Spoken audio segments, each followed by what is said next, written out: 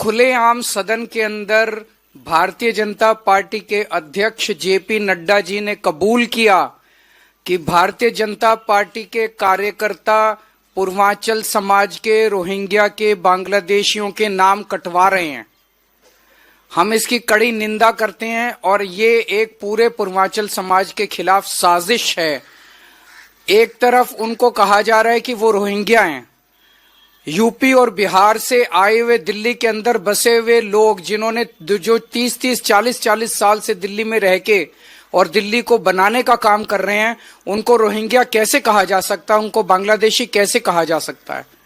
उनको नाम कटवा के एक तरफ उनकी नागरिकता छीनी जा रही है, भारत में रहने का अधिकार छीना जा रहा है, और दूसरी तरफ हम सब जानते हैं कि वोटर कार्ड की वजह से बहुत सारी सरकारी सुविधाएं मिलती हैं, वो सारी सरकारी सुविधाएं भी छीनी जा रही हैं। और ये क्यों किया जा रहा है?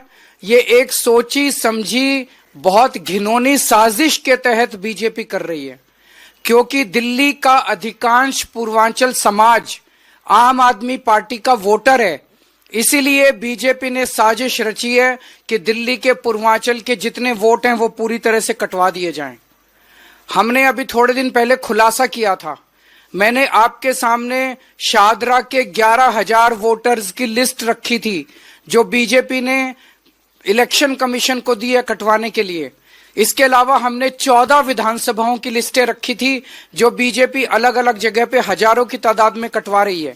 इनमें मैं नाम पढ़ रहा हूं: विवेक मिश्रा, रुचि मिश्रा, आकाश मिश्रा, उबैदत पांडे, प्रिया दुबे, विनीता सिंह, लखन सिंह, अरुण कुमार मिश्रा, अमित झा, अर्जुन सिंह, देवेंद्र सिंह, अभिषेक यादव, रसिया कुमार, सरुल कुमार, मनोज कुमार सिंह, ऐसे कितने ही नाम।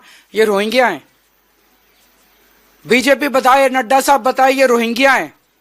ये सारे पूर्वांचल समाज के उत्तर प्रदेश और बिहार से आए हुए हमारे भाई हैं जिन्होंने दिल्ली के अंदर पिछले 30-30, 40-40 साल से रह रहे हैं। अपनी गंदी राजनीति के तहत ये लोग इनके नाम कटवा रहे हैं। जहां एक तरफ इन्होंने पूर्वांचल समाज को उजाड़ने का पूरा प्लान बनाया है दिल्ली के अंदर भारतीय जनता पार्टी ने। मैं ये कहना चाहूंगा कि जब से आम आदमी पार्टी बनी है, हम लोगों ने दिल्ली के अंदर पूर्वांचल समाज को सम्मान देने और उनको बसाने का काम किया है।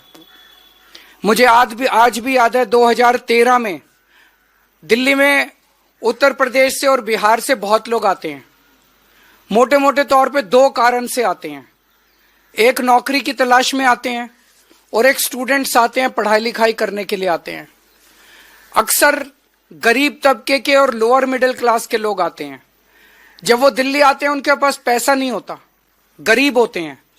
दिल्ली में किराए बहुत ज्यादा हैं, इस वजह से वो रेगुलराइज्ड कॉलोनीज के अंदर, बड़ी बड़ी कॉलोनीज के अंदर किराए पे मकान नहीं ले सकते, तो वो कच्ची कॉलोनियों में जाते हैं और कच्ची कॉलोनी में या तो कोई घर खरीद लेते हैं या वहां पे किराए पे रहते हैं क्योंकि वहां पे सस्ता है। कच्ची कॉलोनियां जितनी हैं दिल्ली के अंदर, 1797 जो कच्ची कॉलोनियां हैं, इनमें आप देखेंगे 80 से 90% रहने वाले लोग आपको पूर्वांचल समाज के मिलेंगे। आज भी मेरे को याद है 2013 का चुनाव। 2013 में जब मैं कच्ची कॉलोनियों में जाता था, यहाँ गोडे गोडे तक, घुटनों तक पानी रहता था, कीचड़ रहता था, आप गलियों में चल नहीं सकते थे।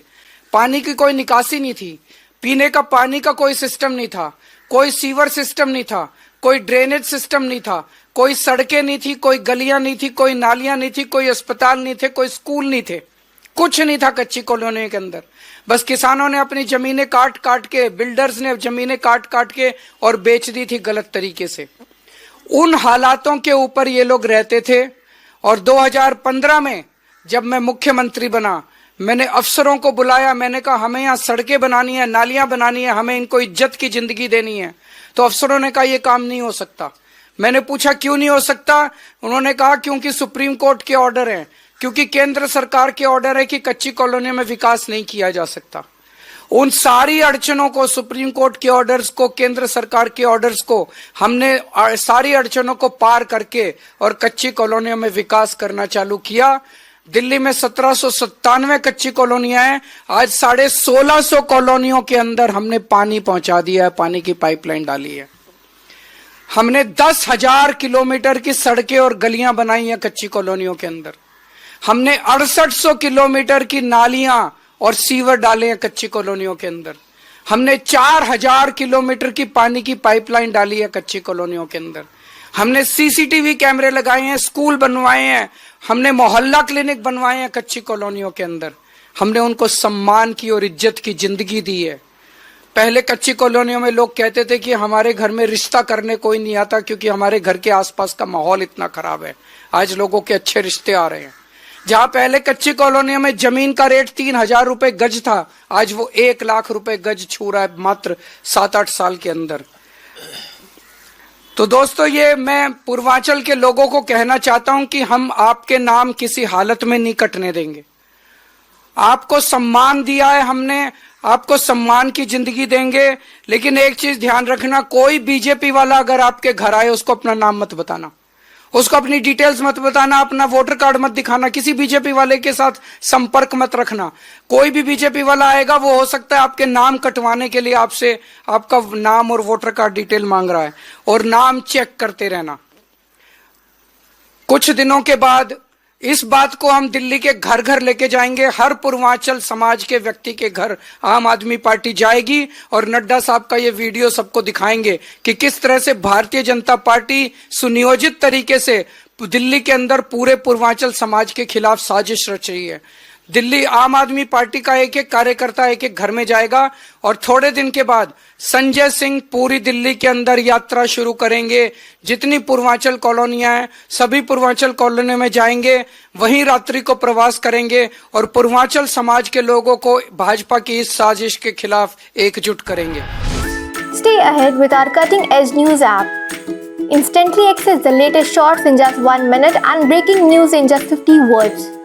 Download now for a smarter, faster news experience.